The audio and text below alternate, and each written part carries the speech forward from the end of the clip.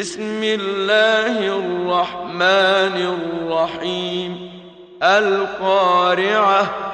ما القارعة وما أدراك ما القارعة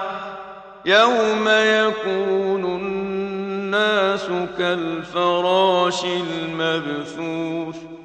وتكون الجبال كالعهن المنفوش